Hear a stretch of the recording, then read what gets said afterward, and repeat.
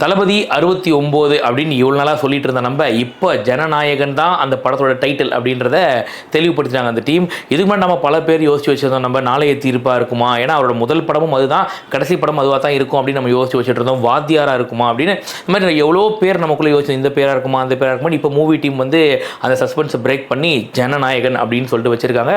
உண்மையிலேயே படத்தோட அந்த டைட்டில்லேயே பல அரசியல் இருக்குது. இதை தாண்டி first look poster, second look poster, அதுக்கு பின்னாடி இருக்க அரசியலெல்லாம் நான் பின்னாடி சொல்கிறேன். பட் இதெல்லாம் ஓவரால் வச்சு பார்க்கும்போது இது யாருக்கான படமாக இருக்கும், என்ன படமாக இருக்கும் அப்படின்றதெல்லாம் நான் சொல்ல தேவையில்லை, குழந்தைக்கு கூட தெரிஞ்சிடும் கண்டிப்பாக. ஏன்னா இது அரசியல் பேசுகிற ஒரு படம். அந்த அரசியல் ஒரு பாமரனு கூட புரிகிற மாதிரி இருக்கும் கண்டிப்பாக. ஏன்னா ஜனநாயகன், ஜனங்களின் நாயகன் அப்படின்ற மாதிரி பல அரசியல் உள்ளே பேச போகிறாங்க. அது மட்டும் தெளிவாக தெரியும். வினோதோட காம்போவில் வந்து தளபதி அவரோட கடைசி படம். இந்த படம் தளபதியோட கரியர்லேயே பேசப்பட வேண்டிய ஒரு பயங்கரமான படம் அப்படின்னும் போது கண்டிப்பாக சொல்லவே தேவையில்லை. நம்ம எந்த அளவுக்கு எதிர்பார்க்குறோமோ அதே மாதிரி படத்தோட டீமுமே